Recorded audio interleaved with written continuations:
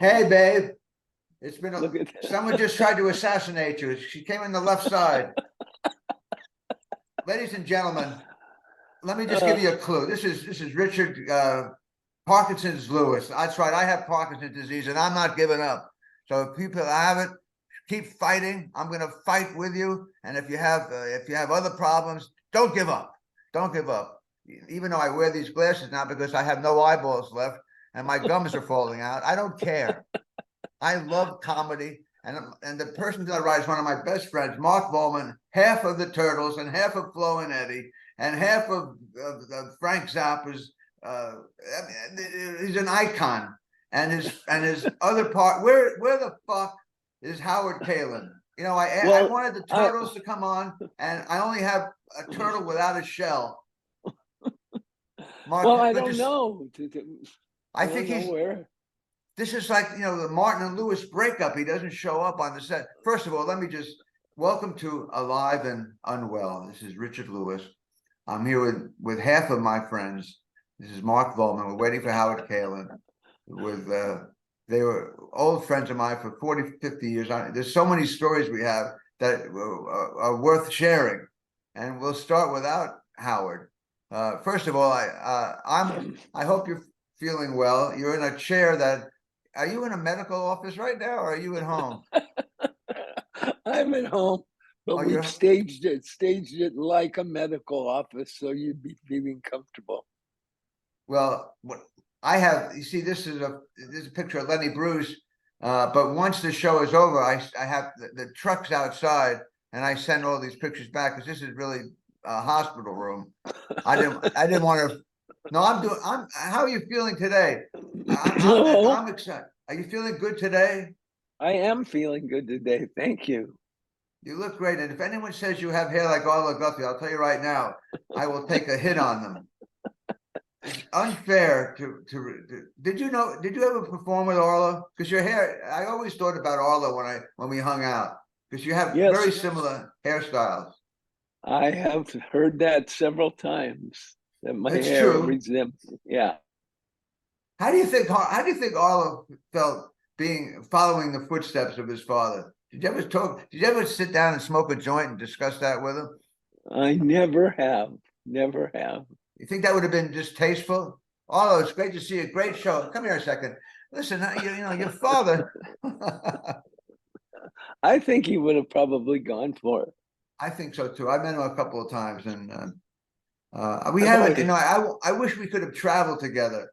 You know, I mean, I was thinking. I was lying in bed this morning, and I was thinking about how when I was still in college, you had, by the time I got out of college, before I was even 21, you had, you know, 7 or 8 hits, not to mention 3. I did look this up because I was curious. You know, Happy Together was number 1. You know, the Beatles, Goodbye, Happy Together, boom, boom, and then you had 8 or 10 hits. How did you? I mean, what did you do? What did you do? How did your life change in 2 years? What was it like before the 8 and 10 hits, and what happened after? Well, that was the business of that time, was what we were trying to do, which was to get played on the radio. And so that's really was the push and shove between management and record company and all of the things that were going on. But you never knew you had a hit record. And I think that was it was very fun to be there at the time when the hit records were going down, because you didn't know that there was a hit record. Wait, hold on, Mark. How did you not know? You didn't. I mean, how did you not know Happy Together was not number 1? No one told you? Who was handling you? Himmler?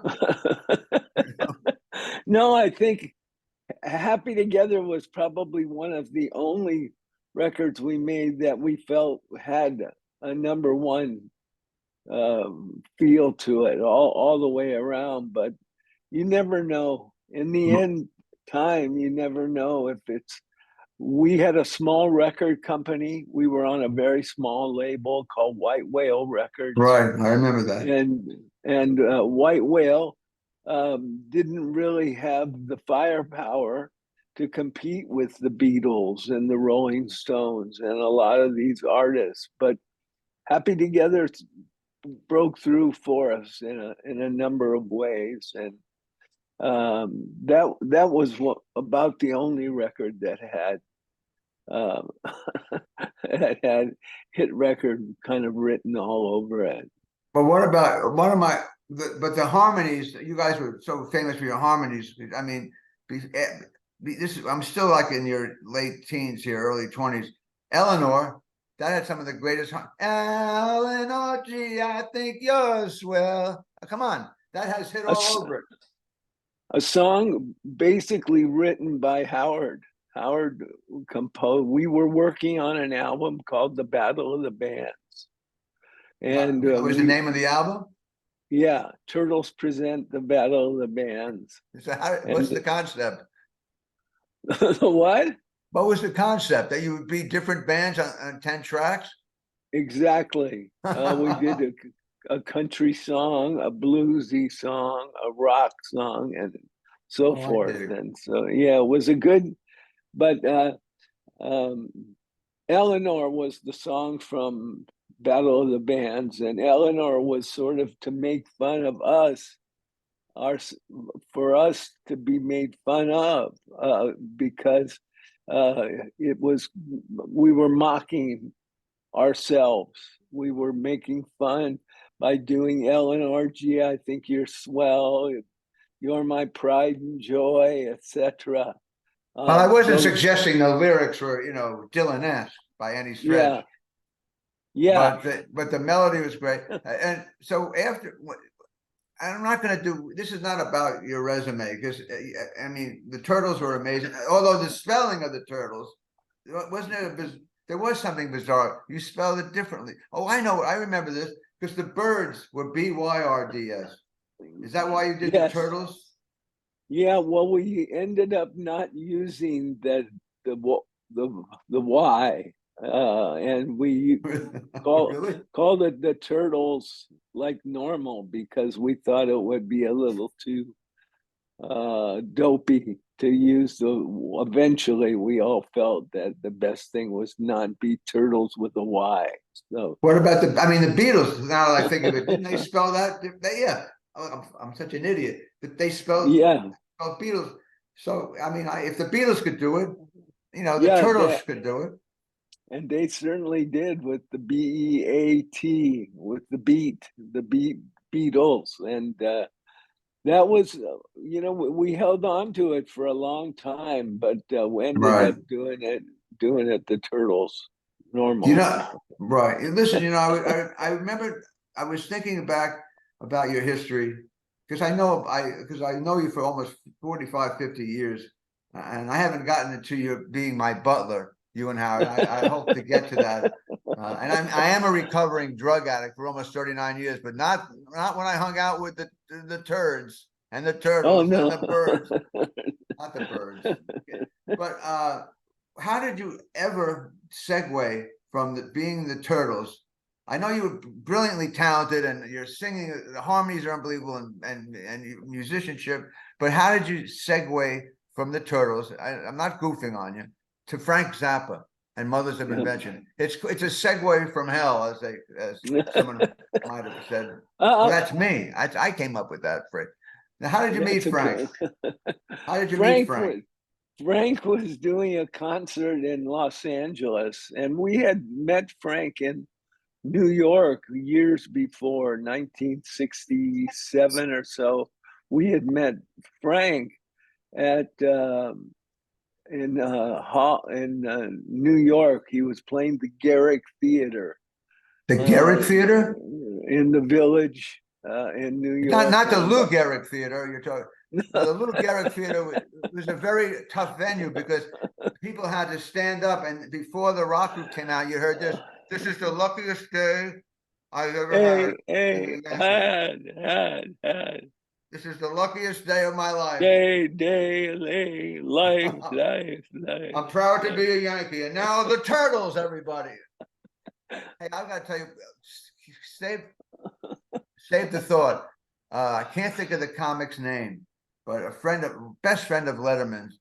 We were always high, and he was a brilliant one line guy, and he was opening up for Seals and Crofts, and he was loaded one night, and he was supposed to do a half hour, and I can't think of his name. I'll tell you, fans, when I get the name, I'll put it on the internet. Please. But he did a half hour, and he's opening up for Seals and Crofts, and he introduced them. He said, "Now, ladies and gentlemen, I'd like to bring on Arts and Crafts," and not a big joke, but I wasn't saying it was a big joke, but it's a good marijuana high for me to think about. No, so you met him in New York at the Garrick Theater in the Garrick Theater, yep. And then as we went on years later, we ran into Frank at a show he was doing with the LA Philharmonic. Right. And we were at a place in Los Angeles where the basketball stadium was, and they were doing this presentation of the music from 200 Motels. Wow. And Howard and I went to the show, and after the show we were asked to come and see Frank, and we went backstage, and Frank wanted to have a meeting with us about going overseas. And what was that based on? Just your body of work up to that point? Well, what else? Well, and he knew who the Turtles were, and who didn't? Yeah, and his management company kind of said this could be a nice, do you think they can do it? And that was the big thing. Was wow. Howard and I went to a barbecue. Sounds so funny. But Frank had a barbecue on that particular Sunday, and we went and they had the pool, and it was like just really silly to think of Frank Zappa at the pool. And was that in his up off of Mulholland on Woodrow Wilson in the pink house? Exactly. Wow, next to John Cassavetes, if I might throw that in for any people who want I think Harry Nielsen lived up there too. That was a great part of Hollywood. That was great writing going on.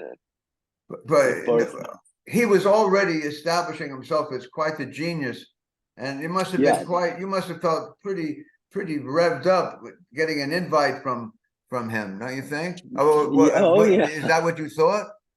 Oh yeah, that's exactly it was. Let's go and see if we can.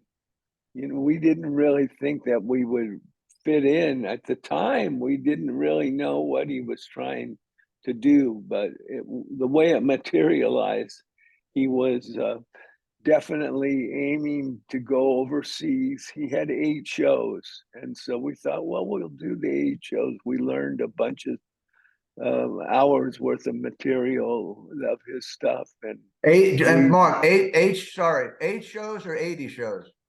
8. Oh, 8 shows. So that wasn't a big. So you stopped doing what you were doing and just turn your focus on to Mothers of Invention? Yeah, to learn. Well, the Turtles was in a hiatus.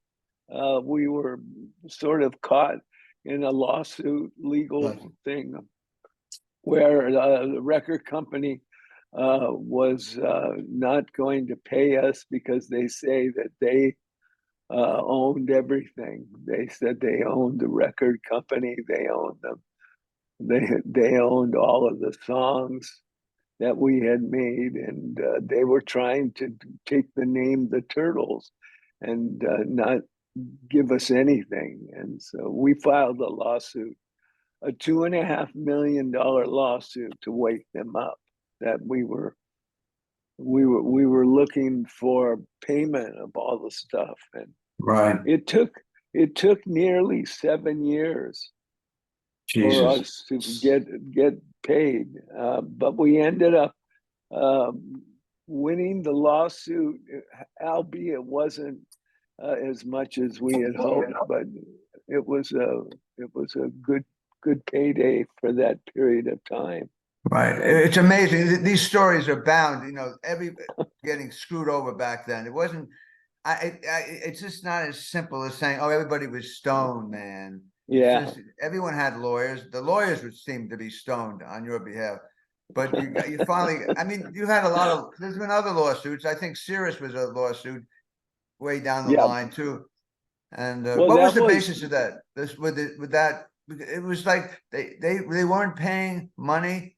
What is right. that? I It was was they were skipping the third party.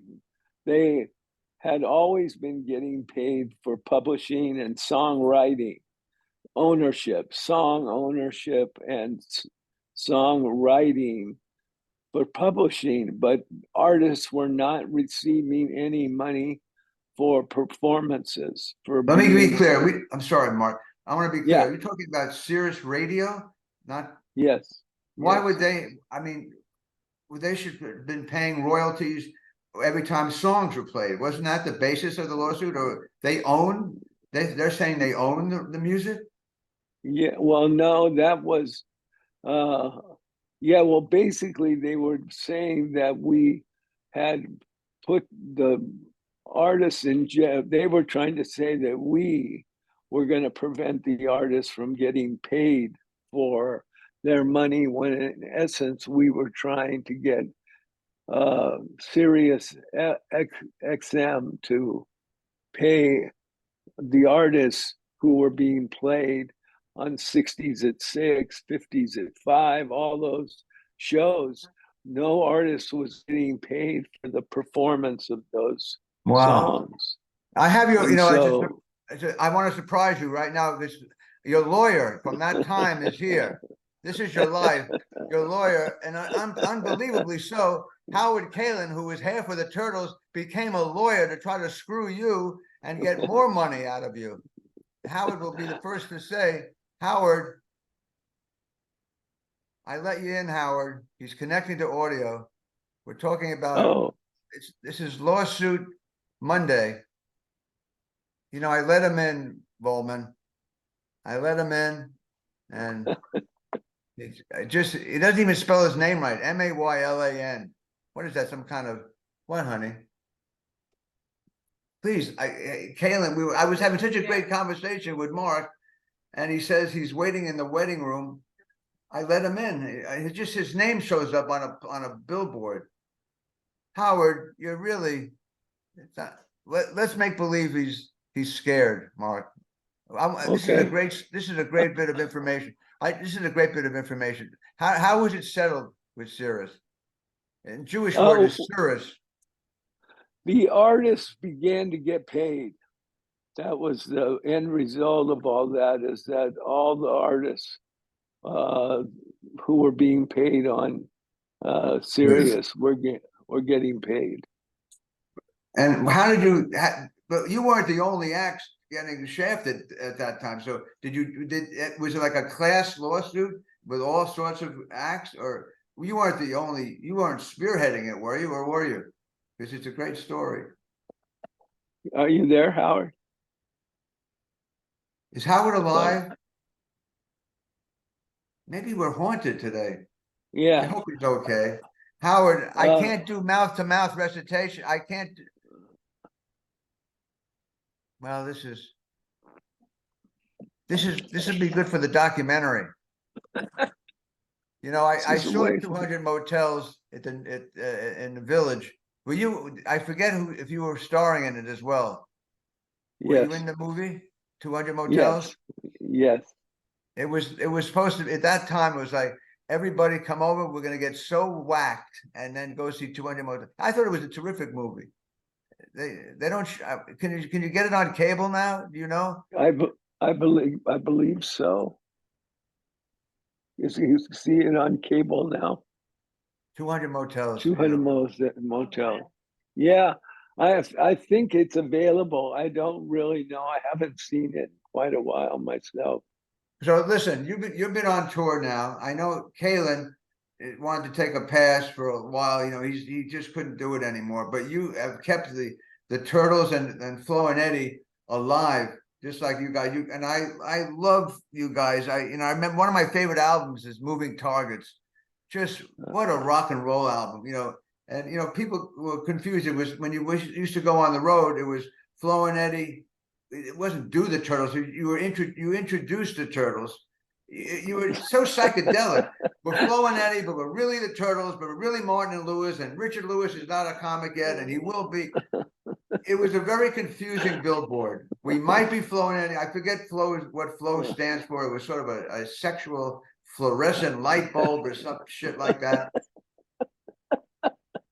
It's But unfair. I used to see, you and Howard invited me to see Springsteen in 1980. He was playing in the Forum in LA because you were doing, this is great. When I heard about this, when you told me in LA back in the 80s that you were doing harmonies on the river.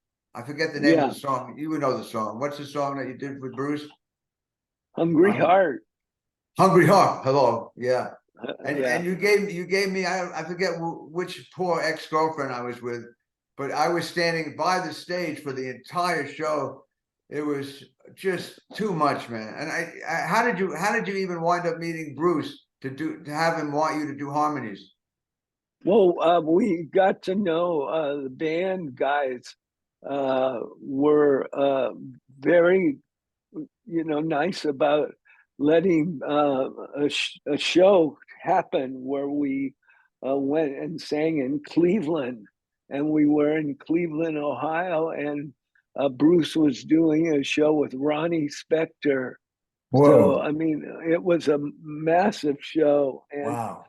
we sang some of Ronnie's songs, and then we did Hungry Heart, and Hungry Heart would be Bruce's first #1 record, and it was a fun project to be a part of, as we sang with Ronnie on Wow. Say Goodbye to Hollywood, which was a song written by that guy from New York, Billy Joel, and that was a fun record to work on. We worked on it with Steve Van Zandt. He was mostly involved on the production of that record. Right. And so where did you lay the tracks down for the song? Was it a live cut on that album? I don't think it I don't was. remember. It was No. I think it's a recording from the sessions of the River. And that's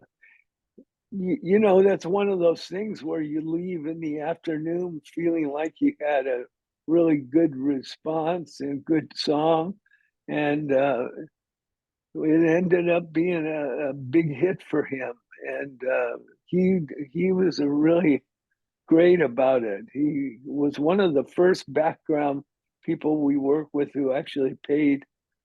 He paid for us to come and sing, and we thought that was really good. That was that sounded like Howard. I know a lot of the E Street Band for forever, and I had a bad introduction to Bruce back about almost 30 years ago. He was playing after a 4-year vacation. I had written about this once. After a 4-year hiatus, he opens up at the Meadowlands. I mean that's it's one thing. You're off for 4 years. I think I'll go down to the Village and do, have a couple of hundred people. But he goes right to 60,000 people's Bruce.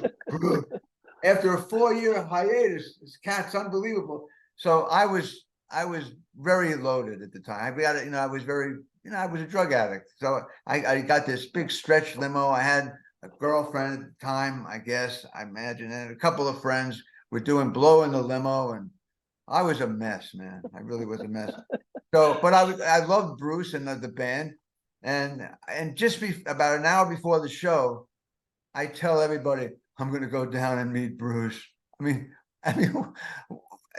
to give me that kind of fucked up bravado because I was stoned, So I go down there and I go down into the bowels of the Forum, and the cops see me. And they realized I was pretty out of it. They were trying to help me. Richard, why don't you just go back to your seat? I went, no, man. I have to speak to Bruce. Big mistake.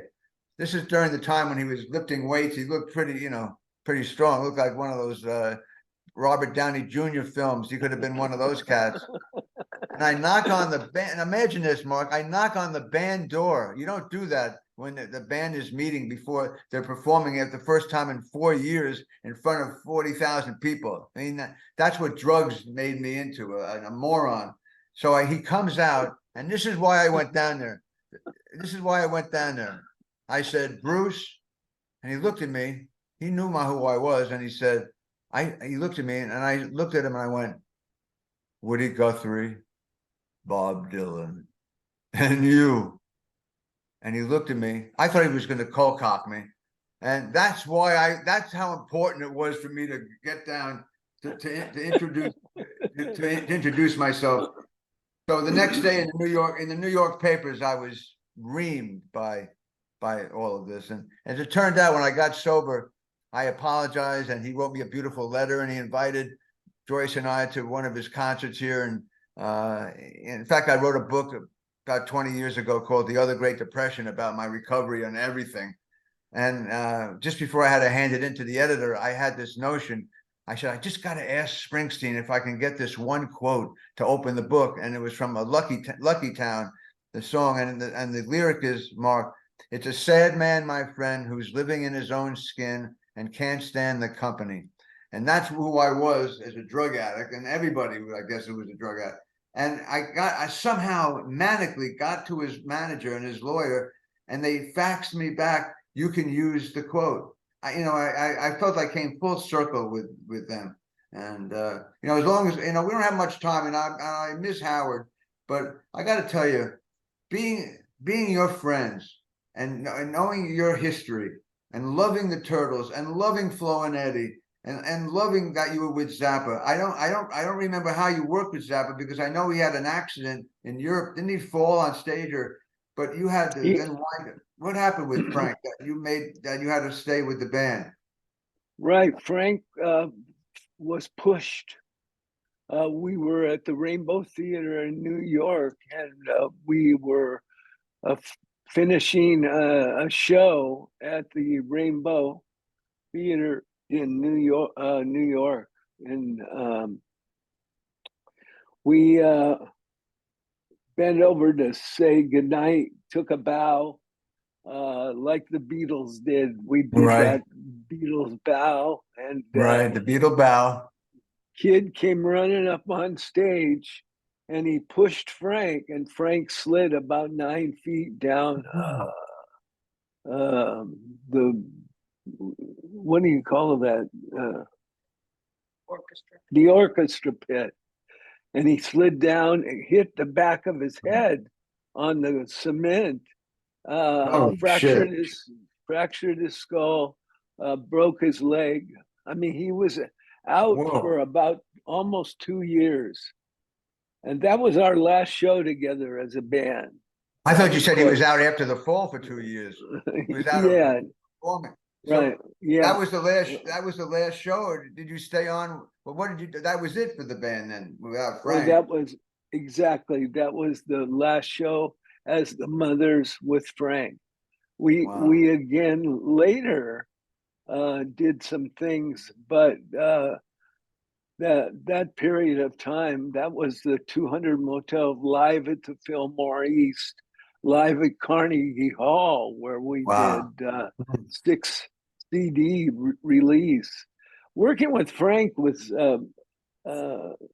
really the only genius I ever could call. I'm maybe being a little bit overboard on it, but he was that was a tragic end to a great experience, getting to work with Frank. And I was with him very close to the end of his life when he was battling cancer. And we used to go out. He wanted to eat at the Thai restaurant on Sunset? No, over in by Universal. Oh, in the valley, your side of the hill. I used to live on that side. That's right. Yeah, Frank always wanted to go over, and one night he got so excited because we got almost as far as the restaurant. We got in the restaurant, we ordered food, and then Frank said, "Can we take it home?" And I knew he was really hurting, and said, "Yeah, we'll just take it home." Took it all home, laid it out. He went to bed, and Well, yeah, it's sad, but he did so much writing after yeah. 71. I mean, he has an amazing body of work. And listen, Oh, Mark, let me just close out with saying, and send my best to Howard. I love you guys, and I love you, and I hope Howard's okay. I don't know why. Maybe he's on the toilet or something. But we had so much fun romping together when I did gigs in New York City. Once you guys were there, and you said, "We're your butler tonight. Anything you want." I think I was playing Caroline's on 28th Street, and we drove around the city, popping into one club after another, and then we went to what was that rock and roll hotel on? It was right, Central Park. the Oh, Gramercy, right? Wasn't well, it the no, there was one Gramercy? right by Central Park South and Columbus Circle. It was a sort of a funky rock and roll hotel. But Yeah, I was camped there. We would go. We just had a blast. But I'm so enamored of how kind you've always been to people and to myself. And I loved your music. I loved your harmonies. You know, you were on so many other albums, just as you and Howard help, with harmony. I think T-Rex, I think he would work with Tommy, with Bolin, if yeah. I'm pronouncing Mark Mark. Bolan. Yeah. Yeah. You have an amazing life. And I love you to death, man. I really do. And I stay in touch with me. And the information that you told our fans today is very worthwhile and historic as far as I'm concerned. And God bless you, man. And you'll be hearing from me in about 10 minutes to say, why did we fuck this up? Just kidding. Just kidding. Thanks for everything, Mark. You gave a lot. You gave Okay. so much. Bye-bye. Isn't that something? Isn't he something? This is quite an interview. And not that I did anything. I'm bragging. I'm still on, Mark. You better not say anything bad about me. All right, I'll say I'm right bye-bye. here. Everyone listen to this. Listen to the history of rock and roll is right next to me. Ciao.